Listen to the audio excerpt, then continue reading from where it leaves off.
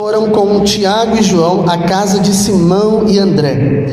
A sogra de Simão estava de cama, com febre, e falaram a respeito dela a Jesus. Então ele aproximou-se dela, tomou-a pela mão e ajudou-a a levantar-se. A febre a deixou e ela começou a servi-los. Ao anoitecer, depois do pôr do sol, o povo levou a Jesus todos os doentes e os endemoniados. Toda a cidade se reuniu à porta da casa. E Jesus curou muitos que sofriam de várias doenças. Também expulsou muitos demônios. Não permitia, porém, que estes falassem, porque sabiam quem ele era. De madrugada, quando ainda estava escuro, Jesus levantou-se, saiu de casa e foi para um lugar deserto, onde ficou orando. Simão e seus companheiros foram procurá-lo, e ao encontrá-lo disseram: todos estão te procurando. Jesus respondeu: vamos para outro lugar, para outros povoados vizinhos, para que também lá eu pregue. Foi para isso que eu vim. Então ele percorreu toda a Galiléia, pregando nas sinagogas e expulsando os demônios. Amém? Senhor, obrigado pela tua palavra, Senhor. Obrigado porque nós queremos pedir para que o Senhor visite o nosso coração mais uma vez. Nosso coração que é a tua casa, o nosso coração que é a tua morada. Ó Deus, visita de maneira sobrenatural e cura todas as nossas enfermidades, Pai. Nós precisamos de um toque do Senhor. Nós precisamos que o Senhor nos pegue pela mão. Ó Deus, esse é o momento para que a gente possa ser transformados pela Tua palavra. Em nome de Jesus, nos ajuda a glorificar o Senhor em todo o tempo. Amém? Amém. Irmãos, nós vamos começar uma pequena série de mensagens que tem como título A Casa é o Coração. E nós vamos pegar alguns textos, alguns episódios onde Jesus visita a casa das pessoas. E esse é o primeiro texto que nós vamos refletir, quando Jesus visita a casa da sogra de Pedro. E eu vou também me apropriar dos evangelhos paralelos a essa passagem, ou seja, Mateus 8, 14, 15 e Lucas 4, 38 e 39. Então não se impressione se algo que eu falar aqui não estiver exatamente no evangelho de Marcos. Eu estou me apoiando a outros evangelistas também, Mateus e Lucas. Amém? O evangelho de Marcos, ele é um evangelho muito especial, ele é muito prático, dinâmico, comparando com Mateus, comparando com Lucas, comparando com João. Marcos é aquele evangelho da prática, da ação, é aquele evangelho sintético. Note que Marcos, ele não tem nenhuma preocupação em relatar o nascimento, a infância de Jesus. Ele tem como objetivo colocar Jesus na prática, registrar os atos de Jesus. Isso porque o apóstolo Pedro já era assim. Ele era muito prático. Além de ser prático, ele era impossível também. Ele gostava das coisas do hoje, do aqui, do agora. Não tinha teoria para o apóstolo Pedro. Por que eu estou dizendo isso? Porque o João Marcos, aquele parente do Barnabé, ele que escreveu o evangelho de Marcos, e Pedro foi ditando tudo que ele viu, ouviu de Jesus. Então Pedro, ele ditava, João Marcos escrevia. Então é esse evangelho da prática, do dia a dia, do cotidiano. Embora ele seja um evangelho mais prático, não deixa de ser um evangelho mais detalhista. João Marcos tem essa preocupação de nos dar algumas informações que nem Mateus nem Lucas registram. E essa prática aqui, dessa história, ela é muito interessante, porque mostra que Jesus já foi apresentado, ele era o caminho. No Evangelho de Marcos, no capítulo 1, ele era o caminho, depois ele se batizou, ou seja, João Batista preparou o caminho para Jesus, ele chegou, ele foi batizado, depois ele foi tentado, ele chamou os discípulos, tudo isso muito na prática. Imagina aquele filme de ação, as coisas acontecendo, e ele chama os discípulos, depois ele expulsa um espírito imundo, ou seja, ele é rei, ele tem autoridade sobre os espíritos imundos. E aqui ele vai numa casa familiar, numa casa que ele já conhece, porque ele chama o apóstolo Pedro, então o apóstolo Pedro já é apóstolo, e ele vai então na casa da sogra do apóstolo Pedro. E quando ele chega nessa casa, ele faz uma coisa espetacular. Ele faz um milagre, ele cura a sogra do apóstolo Pedro, mas ele cura de uma maneira diferente, que a gente vai ver um pouquinho mais para frente. Então, na cultura judaica do primeiro século, a casa representava o centro da vida das pessoas. O centro da vida das pessoas. As pessoas naquela época, elas eram muito hospitaleiras. A hospitalidade fazia parte do contexto social e espiritual da vida das pessoas. Não era só um teto, não era só um lugar de dormir, acordar e ir trabalhar e depois voltar. Era um lugar de convivência, era um lugar de afeto, de carinho, de amor. Era um lugar de mesa, de descanso. Era um lugar onde as dores e as enfermidades eram partilhadas. Era aquele lugar que as pessoas abriam o coração para falar uma das outras, no bom sentido, claro. O Evangelho então nos mostra que Jesus, que foi de manhã no culto na sinagoga, ele prestou culto, e ele curou uma pessoa na sinagoga. O Evangelho nos mostra que ele sai da sinagoga e vai para uma casa, trazendo a ideia de que Jesus é esse Deus que se relaciona não só no contexto religioso, mas na casa das pessoas também. Ele é um Deus do cotidiano. Ele transforma a nossa dor em esperança, porque ele visita, ele é presente, ele nos assiste. Então ele transforma a nossa dor em sofrimento, transforma a nossa fraqueza em força e transforma a nossa vida em serviço. E quando Jesus chega, a primeira coisa que a gente aprende quando Jesus chega na casa da sogra de Pedro é que Jesus valoriza mais as pessoas do que a agenda dele. Note bem, irmãos, era sábado para o judeu era inegociável. As pessoas precisavam descansar. O judeu precisava parar tudo. Eles iam só na sinagoga e depois eles não faziam mais nada. O sábado era o dia do descanso. Nós cantamos aqui o Shabat.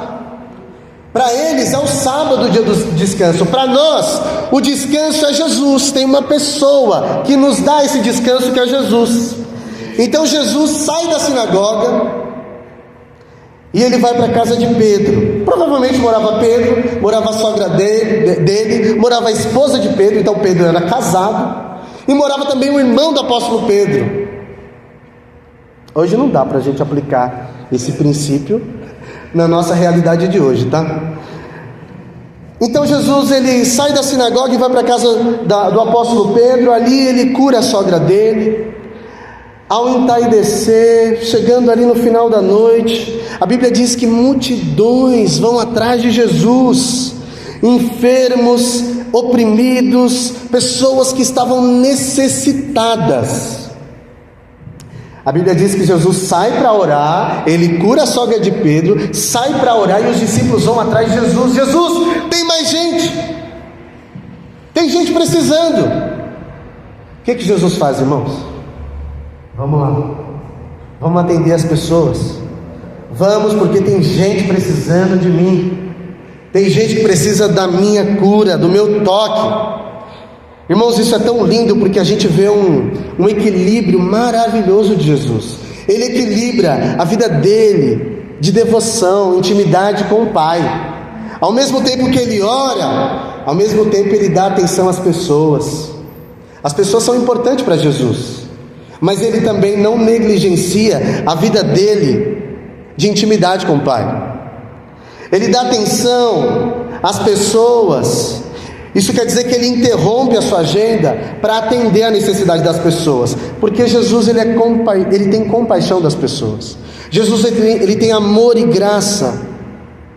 Jesus ele tem um certo desconforto ao ver o sofrimento das pessoas. Portanto, as pessoas eram prioridades para Jesus. Jesus tinha uma prioridade. Queridos, o que isso nos ensina? Nos ensina que nós temos a nossa agenda. Você sabe o que você vai fazer amanhã? Eu sei o que eu vou fazer amanhã. Se você não sabe, você deixa para a última hora. Isso quer dizer que você também vai fazer aquilo que aparecer. Você vai fazer.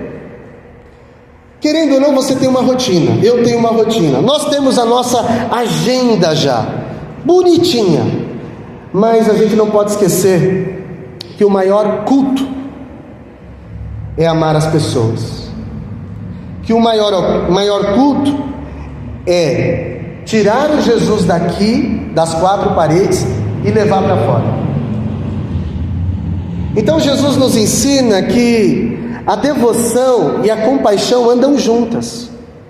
Não tem como a nossa devoção, a nossa vida espiritual ser estática, ser para nós mesmos. Porque a gente pensa na cidade de São Paulo, irmãos. É gente que acorda muito cedo, pega trem, pega metrô, pega ônibus, transporte, trabalho, horário. Mas no meio do caminho tem gente sofrendo. No meio do caminho tem gente gritando, a alma está gritando. Tem gente no meio do caminho pedindo que a gente interrompa a vida deles. Tem gente pedindo: por favor, eu preciso de um toque, eu preciso de alguém. Tem um vizinho que está precisando. Tem alguém do nosso contexto do trabalho que está precisando ouvir de Jesus. Tem alguém que está precisando desabafar. Você pode ser a pessoa que esteja precisando. Você pode estar precisando de Jesus desesperadamente. E nós somos essa comunidade, portanto, que tem compaixão das pessoas. Porque para Jesus é importante, para nós tem que ser importante também. O verdadeiro cristianismo não tem a ver só com a disciplina espiritual, as disciplinas espirituais. Irmãos, Pedro, ele não quer saber, note bem, é no bom sentido, porque ele é o perfil dele. Ele não quer saber de teoria. O apóstolo Pedro não quer saber de ensinos filosóficos e ensinos que vai entrar por aqui e sair por aqui. O apóstolo Pedro também disse uma coisa muito importante para nós, que o evangelho tem a ver com a prática também. Porque às vezes a palavra não vai surtir tanto efeito em relação à prática, as palavras não vão surtir tanto efeito em relação à nossa atitude, à nossa prática.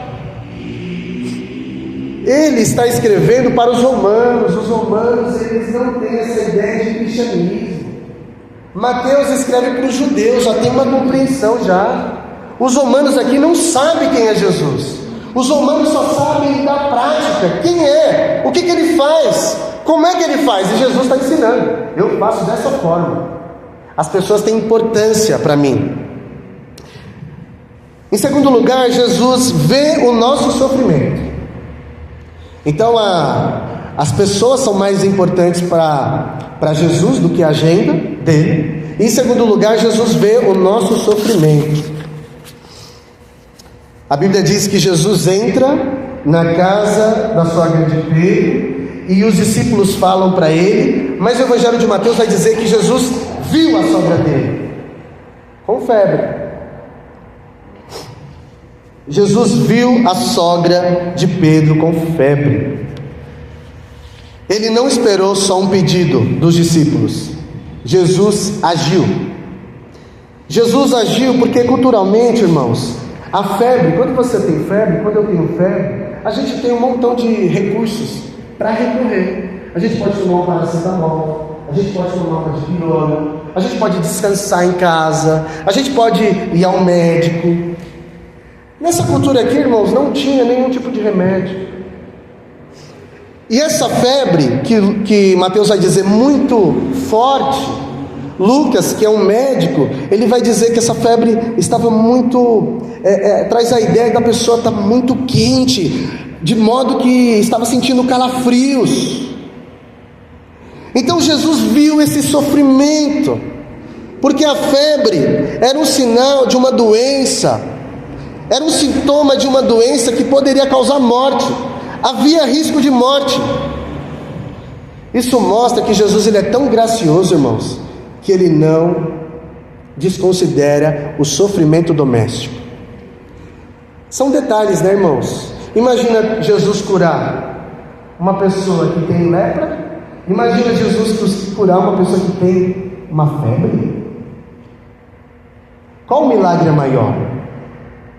Percebe, irmãos, que Jesus ele enxerga dores silenciosas que nós carregamos, dores que vez ou outra nós não compartilhamos com ninguém. Jesus ele enxerga dores silenciosas que não foram tratadas e curadas. Ele enxerga dores que a casa, que é o nosso coração, sofre. Deus enxerga, Jesus enxerga onde ninguém enxerga, onde a gente não vê. Ele vê. Deus vê as nossas dores silenciosas, sejam elas físicas, emocionais ou espirituais. Deus enxerga. Deus sabe do que nós estamos passando. Deus sabe o que você está passando. Deus sabe o que você está carregando no íntimo. Nós vivemos uma vida muito louca aqui em São Paulo. Vida muito louca. Eu fui com a Vanderleia no hospital na quarta-feira. Ela teve a crise de asma e a gente foi no AMA aqui do Jardim Caraí. Irmãos, eu nunca vi um hospital com tanta gente como eu vi na quarta-feira, irmãos. Irmãos, era gente clamando. Você conseguia perceber que não era só físico, sabia? Quem tem olhos espirituais, maturidade espiritual, vai enxergar a pessoa e vai ver, não é só físico, é muito mais profundo, é a alma gritando por socorro, por pessoas que não têm a solução que nós temos. Tem gente gritando, tem gente falando para pessoas que não são capacitadas para lidar com uma doença chamada doença da alma. Eu vi tanta gente lá. Tinha uma pessoa que estava esperançosa para voltar para o retorno. Ela tinha feito um exame e estava na porta do médico para saber o resultado. E ela olhava para mim, irmãos, eu sentia, sentia a opressão espiritual, irmãos, no olho daquela mulher, no olhar, na fisionomia, irmãos. Eu conseguia ver e eu conseguia interceder na mente e no coração. Senhor, liberta essa mulher, em nome de Jesus. Então Jesus não apenas observa o sofrimento humano, não apenas observou o sofrimento da sogra de Pedro. Jesus se envolve com o sofrimento humano. Jesus ele quer saber, ele quer colocar a mão, ele quer dizer, ninguém consegue resolver, mas eu resolvo. Afinal de contas ele é Deus para fazer isso, e ele pode fazer isso. Ele se envolve com o sofrimento humano, mostrando que o reino de Deus se manifesta na compaixão, no amor, na graça e na cura, em nome de Jesus. Amém? Em terceiro lugar, Jesus nos levanta com a sua presença. Irmãos, quando Jesus chega, muda tudo. Se não mudou tudo, não é Jesus. Jesus muda, Jesus transforma. Quando Jesus chega, há um aroma diferente, há um perfume diferente, há uma presença diferente, irmãos. Jesus chegou naquela casa e viu a mulher com febre, acamada. Jesus toma, olha que lindo, irmãos, ele não falou. Jesus não falou, Jesus não deu nenhum brado de cura. A Bíblia diz que Jesus toma a sogra de Pedro pela mão, irmãos. Olha que graça, olha que amor desse Deus. Ele pega na mão dela e ela levanta. Ela naturalmente ela é curada.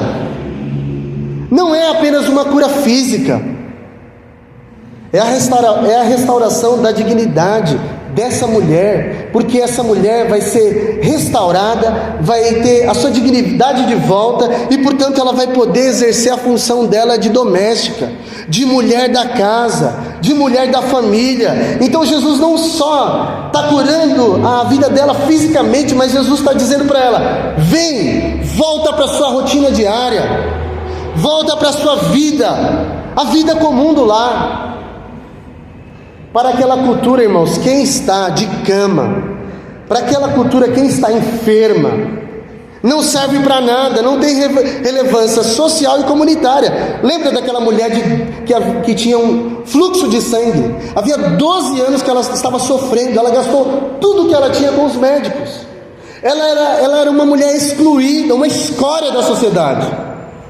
Mas ela soube que Jesus era o Deus que poderia mudar a vida dela. Porque quando Jesus muda, quando Jesus entra na nossa vida, quando Jesus passa pelo nosso caminho, muda tudo. Foi assim que ele fez na vida do apóstolo Paulo.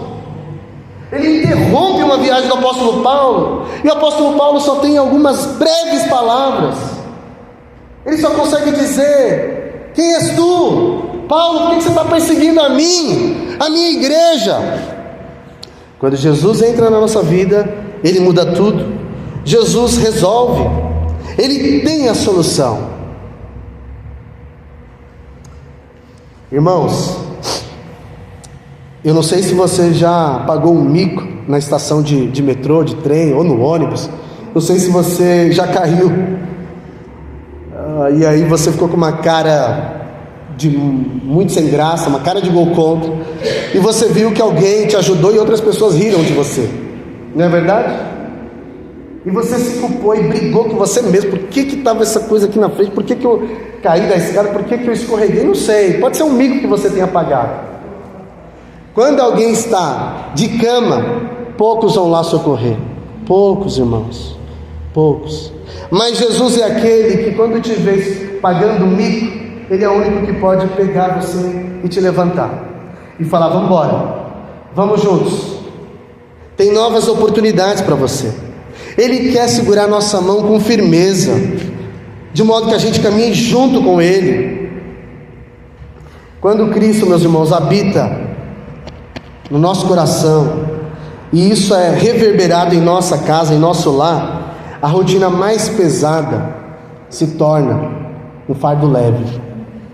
Porque talvez você pode estar com tanto peso na sua casa, porque aqui não é tão aberto para você compartilhar suas dores. Mas agora faça um movimento de você pensar no dia a dia lá na sua casa, lá no seu trabalho. É um ambiente pesado, é um ambiente de bagunça, de desordem, de fardo. Jesus não tem espaço, porque a nossa casa reflete quem somos também. Não define quem somos, mas revela uma personalidade de nós.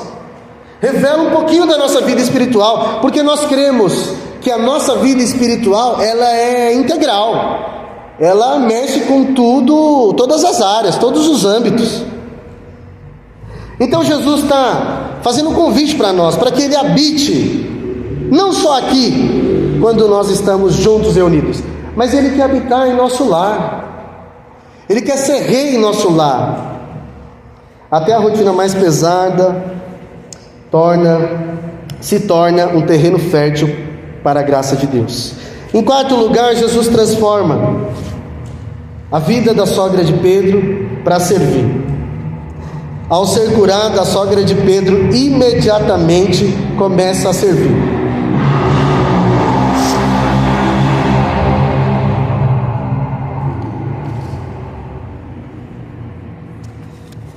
Irmãos, alguns comentaristas, eles falam que a sogra de Pedro era crente, toda a sua família era muito crente, e o apóstolo Pedro estava com Jesus, e depois ele vai à sua casa, leva Jesus, e Jesus encontra a sogra dele doente com febre. Ela era tão crente que ela ficou doente. Então, o sofrimento humano, ele faz parte da nossa vida. Nós não estamos isentos de sofrer. Nós sofreremos, ou estamos sofrendo, ou alguém próximo de nós está sofrendo. Então a pessoa crente, ela pode sofrer de algum tipo de situação. Ela pode sofrer no coração, a alma angustiada. Pastor, mas eu venho na igreja há 15, 20 anos, 10 anos, essa angústia nunca sai. É verdade. Talvez Jesus precise mexer nessa área. Pode ser no sofrimento físico, pode ser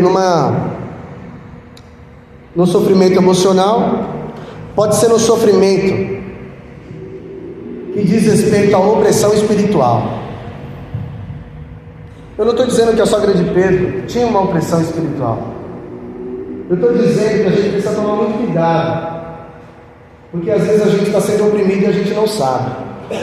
Às vezes a guerra espiritual é tão grande que a gente leva a nossa vida espiritual de qualquer jeito, e portanto a gente está desanimando, e portanto a gente está contaminando o ambiente em todos os aspectos, casa, aqui, em outros lugares, e a gente está sendo sufocado, pressionado por algo que é espiritual, porque nós cremos que existem opressões, e todo crente passa por opressão. Se não passa por opressão, irmão e irmã, aí está muito tranquilo. Nós não sofremos de possessão demoníaca, isso não.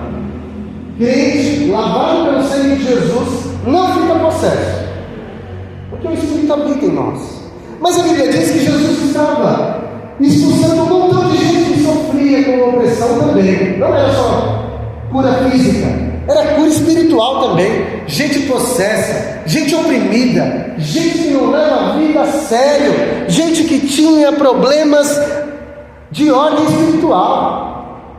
Eu não sei se você já lidou com essa realidade espiritual de ver alguém possessa, alguém que sofria com opressão. Não sei se você já lidou, mas só que Satanás e os seus demônios são muito inteligentes, mais do que nós. A Bíblia diz que Judas, o traidor, estava possuído pelo Satanás e participou da ceia e beijou Jesus. Satanás, junto com seus demônios, ele não é tão expressivo assim como a gente pensa. Ele não é aquele teatro que a gente vê em algumas igrejas e tem até entrevista. Ele não é burro dessa forma, de ficar dando entrevista para o outro.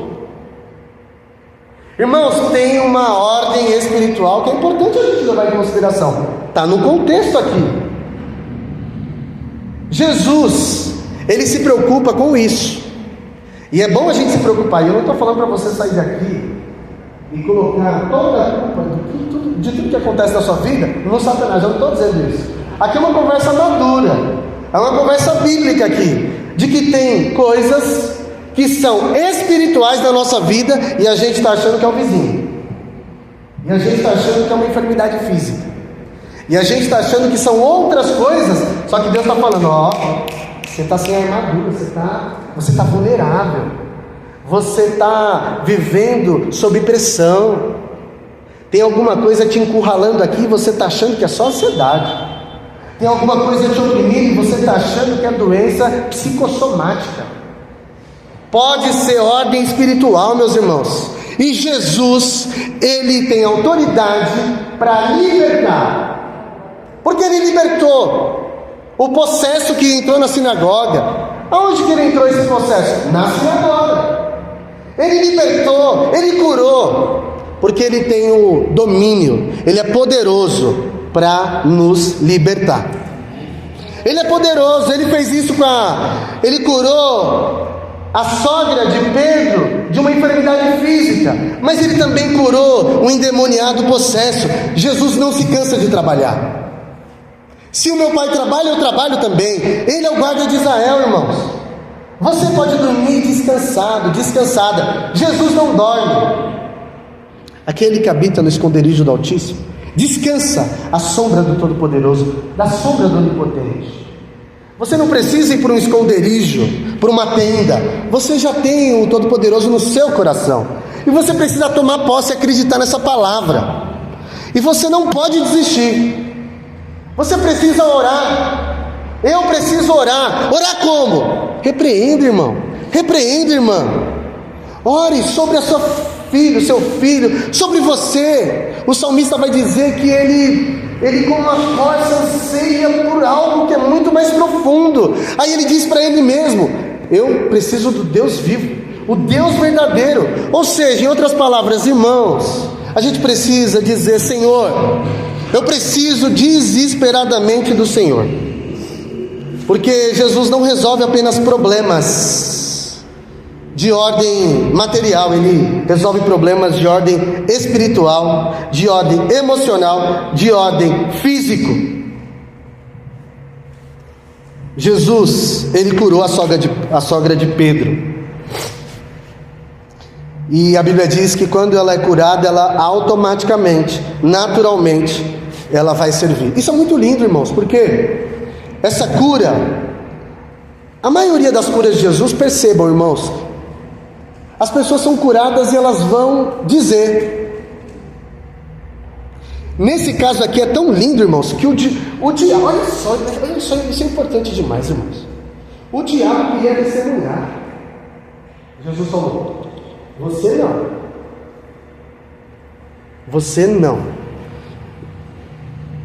Quem precisa testemunhar das bênçãos recebidas é a igreja.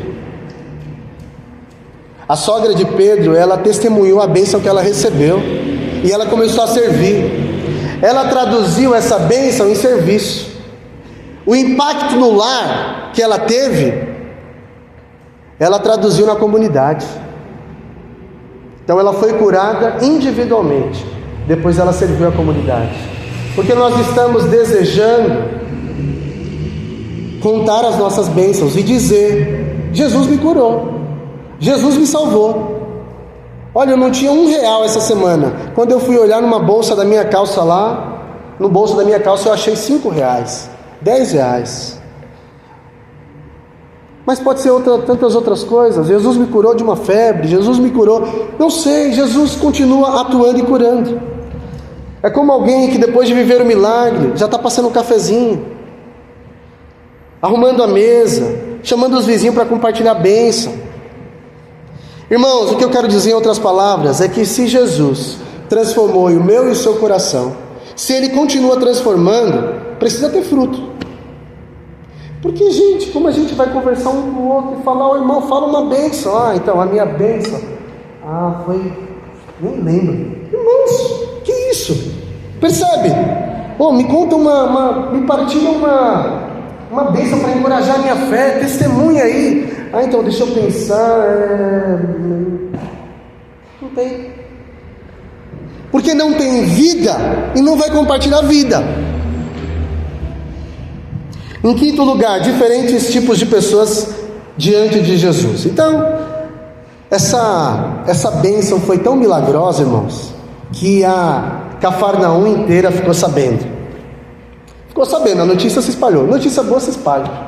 E a Bíblia diz que então um monte de multidão foi até Jesus. E Jesus atendeu alguns tipos de pessoas. Primeiro, Ele atendeu as pessoas que a gente já sabe: doentes fisicamente, emocionalmente, espiritualmente. Jesus atendeu esse grupo. Era muita gente. Nenhum dos evangelistas dão conta de calcular o número de pessoas. Era muita gente. Segundo lugar, Jesus precisou também atender as pessoas que levavam esses doentes. Então tem um grupo dos doentes, tem um segundo grupo que Jesus precisava atender, que eram as pessoas que levavam os doentes. Lembra dos 4 amigos? Quando vê uma pessoa doente, paralítica, no meio do caminho, os 4 amigos pegam o paralítico, coloca na maca e vai até Jesus. Em terceiro lugar, Jesus precisou atender também, porque faz parte, né? Os curiosos. Tinha tanta gente curiosa lá, tanta gente que só gosta de evento. E tem evento? Vamos para o evento. Mas eu não quero ser curado, e eu também não quero levar ninguém à cura. Eu gosto de evento. Eu gosto de estar onde tem multidão. tinha esse grupo de pessoas também. E aí os doentes, os oprimidos, vítimas da dor, vítimas do diabo, os que carregavam os enfermos, aqueles que são intercessores, a diaconia. Diaconia tem a ver com serviço, aqueles que levam as pessoas. Se você é crente, irmão, em nome de Jesus, não tem uma pessoa no seu trabalho que não chegue em você e fale assim: Renato, a senhora pode me lá? Dona Silvina, a senhora pode orar? Carlinhos, a senhora... Se não, ninguém pedir para você, irmão, aí você avalia a sua vida. Aí eu falei: meu Deus, ninguém me pede para eu orar pela pessoa. Ninguém está me pedindo, ninguém me pede uma ajuda. Por quê, Senhor? Porque às vezes a pessoa olha para você e fala: você é doente tanto quanto eu. E se você é doente tanto quanto eu, você precisa de Jesus tanto quanto eu. E eu não estou dizendo que nós, povo de Deus, não precisa de Jesus. Eu estou dizendo, irmãos, que nós somos o povo intercessor, o povo que carrega as pessoas até Jesus, gente que leva os outros até Jesus. Nós não somos curiosos, que só ficam de olho: o barraco está feito, problema espiritual, eu não vou colocar minha mão ali, porque se eu colocar, eu vou ver no que vai dar. Vamos ver se a pessoa... A gente às vezes tem essa mentalidade de curioso, de meros espectadores. Mas Jesus está nos chamando para uma vida de diaconia, de serviço. Ter esse relacionamento com as pessoas. Tem alguma coisa que você precisa que eu ore? Irmãos, Davi, quando ele peca, no Salmo 51 ele vai orar dizendo que ele se arrepende amargamente. Ele vai dizer que ele precisa desesperadamente do Senhor. Tantos outros heróis da Bíblia que a gente vê que eram pessoas frágeis, mas só que dependiam do Senhor e tinham essa sensibilidade. E tem pessoas que dependem do Senhor também, que está ao nosso redor, não importa se já foi da igreja, se está afastado. A pergunta que fica então é: quem a gente precisa carregar até Jesus? Tem gente que não vai conseguir não, irmãos. A verdade é essa. Tem gente que você vai orar a vida inteira, não vai ter capacidade de chegar até Jesus. Vai ser a nossa cruz? Não sei. Pode ser que sim. Tem gente que a gente vai investir, vai dar atenção, a gente vai dar todos os nossos esforços. E louvado seja o Senhor, que é para o Senhor. Mas que a gente precisa investir, não desistir? Sim, nós precisamos. Mas o desafio para nós é vivermos como discípulos ativos e não como discípulos espectadores. Para a gente concluir, irmãos, duas coisas, duas lições em uma. Em primeiro lugar, a gente precisa levar os nossos problemas até Jesus, Carlinhos. A Bíblia diz que Jesus entra na casa e os discípulos falam do problema da sogra de Pedro para Jesus. Em Mateus fala que Jesus foi até ela, em Marcos vai dizer que eles falaram para Jesus. Nós precisamos falar dos nossos problemas até Jesus. Eu sei que é muito bom você compartilhar com o seu melhor amigo, com a sua melhor amiga, com a sua esposa, com o seu marido. Eu sei que é bom você compartilhar pedidos de oração, mas a pergunta que fica é: Deus já sabe? Você já falou para Jesus? Você já abriu o coração para Ele? Você já levou os seus problemas para Jesus? Você já compartilhou aquilo que tem ferido a sua alma? Você já compartilhou com Jesus as suas frustrações, as suas vitórias, que foram graças a Ele? Você compartilha com Jesus o seu sofrimento? Você consegue ter esse tempo de intimidade? Problemas, em primeiro lugar, a gente leva para Jesus. Quem tem que saber em primeiro lugar é Jesus. Depois a gente compartilha com a comunidade, mas não tem como a gente inverter. Porque por mais que você, por mais que a gente tenha ótimas intenções, irmãos, só Jesus consegue mudar o diagnóstico. Só Jesus consegue mudar a resposta final. Só Ele consegue mudar. Se o médico deu uma resposta final, Jesus consegue mudar. Se fechou uma porta de trabalho aqui, só Jesus consegue abrir a outra. Se tudo que a gente faz, tudo que a gente é por causa da graça de Jesus. Mas a pergunta é, será que eu tenho compartilhado da minha vida com o Senhor? Mas aí você pode pensar, mas pastor, Deus já sabe de tudo. Mas quem muda nesse processo de oração, nesse processo de partilha, quem muda somos nós, não é Deus. Mas Deus nos chama para essa intimidade e diz, abre a boca, verbaliza. Não tem como, irmãos, a gente não abrir o nosso coração diante de Jesus. Agora, se a gente não compartilha com Jesus, em nosso coração tem uma raiz, que a gente pode aqui, em nome de Jesus, ser liberto por isso. Qual que é a raiz?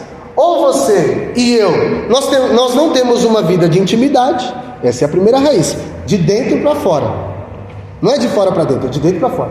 Ou segunda possibilidade, irmãos, você não acredita no poder de Jesus. Tem dessas. Você não acredita. Pastor, mas eu estou aqui todo domingo, mas eu venho toda quarta, mas eu estou envolvido em todos os lugares, todas as programações. Pois é. Pode ser que você não fale porque você não acredita. Lembra quando eu falei lá no contexto do hospital? No contexto do AMA do Icaraí? Tanta gente sedenta. E eu não estou dizendo, irmãos, que não é para a gente buscar ajuda médica, pelo amor de Deus, tá bom? Para você... Não estou falando disso. O que eu estou falando aqui é algo muito mais profundo. Estou dizendo se a gente crê que Jesus pode fazer o impossível. É só isso. A gente crê que Jesus, para Deus nada é impossível. A gente crê que uma simples febre no primeiro século, lá na época de Jesus, era uma ameaça de morte. Ela poderia ter uma doença muito grave e, portanto, Jesus interviu nessa situação. A gente crê que Jesus pode mudar a nossa sorte. Jesus mostra que o mais singelo problema do cotidiano importa para Ele. A gente faz diferenciação dos problemas, né? A gente acha que um problema, uma doença, que só de dizer o nome já causa temor no nosso coração, a gente acha que Jesus está preocupado mais com essa doença do que com uma simples febre. O diabo oprime, judia, rouba a saúde, a esperança, mas Jesus veio para curar, libertar e restaurar. Irmãos, o Evangelho vai dizer que Jesus, reverberando as palavras do profeta Isaías, Jesus, ele veio para libertar o oprimido.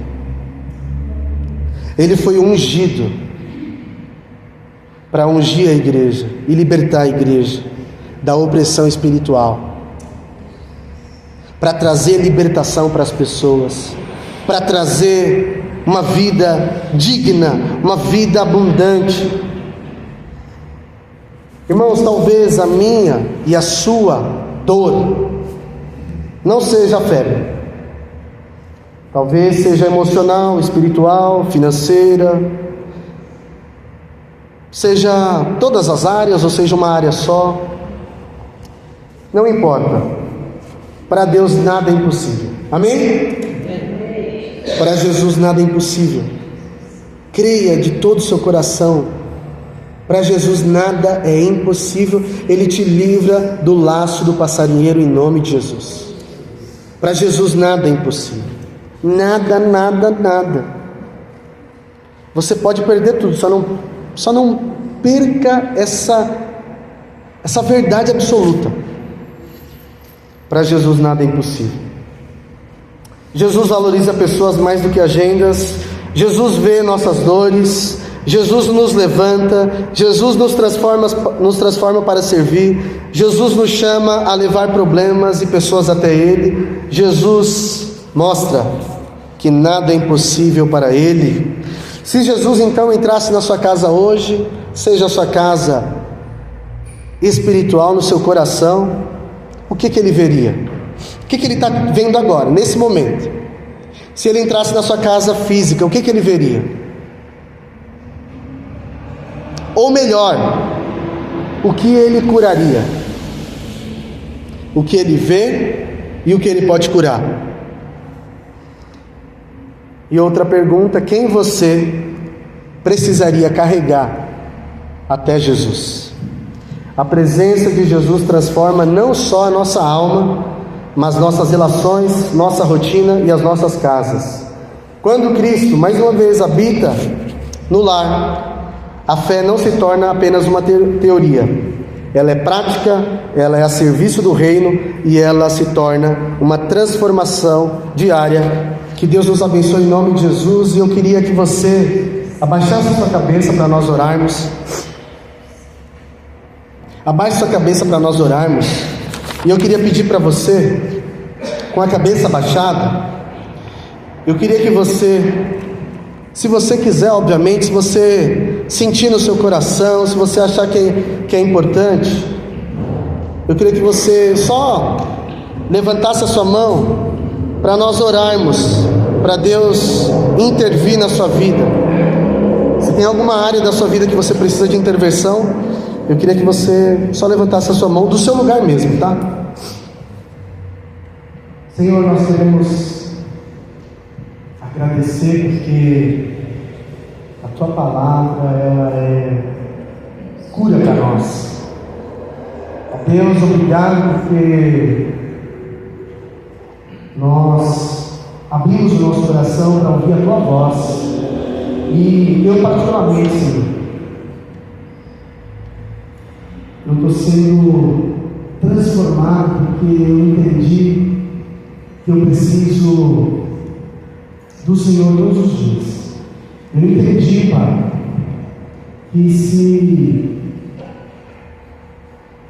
que a sua cura, se não vier acompanhada de atos de mudança de vida, de comportamento, eu entendi, Senhor, que se a tua cura não vier acompanhada de frutos, eu sei que eu estou falhando, Senhor. Então, ó Deus, nos perdoa, porque a gente quer abrir nosso coração todo dia para o Senhor, a gente quer abrir a nossa vida, a nossa casa. Ó Deus, não faz a gente viver como aquela igreja do Apocalipse, quando Jesus falou: estou à porta do barco, deixa eu cear com você. Que a gente seja isso, e que a gente faça isso na prática, aqui em nossa igreja, que é tua igreja, na nossa casa, mas também se aplique em nosso coração também, Pai. Ó Deus, nos dê coragem para a gente orar e levar as pessoas até o Senhor que não tem condições, Pai. Nós somos essa igreja chamada para ser uma resposta para tantas perguntas que as pessoas procuram, Senhor.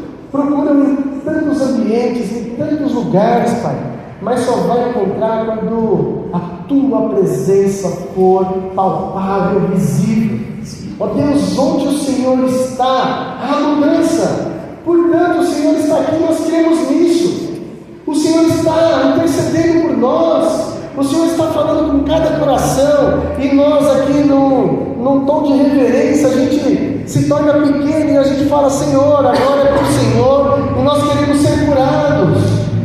Nós queremos ser carregados pelo Senhor. Ó Deus, só pega na nossa mão, Pai, como o Senhor fez com a sogra de Pedro. Não precisa o Senhor falar nada, só pega na nossa mão e nos ajuda a levantar da nossa cama, Senhor, nossa cama espiritual, Pai. Nos ajuda a enxergar o Senhor. Ó Deus, visita cada lar, não só aqui, mas amanhã. Ó Deus, visita por todo o tempo, Pai. Nos assiste em nossas fraquezas. Obrigado porque esse momento é um momento santo, um momento onde a tua presença, ela é verdade no nosso meio.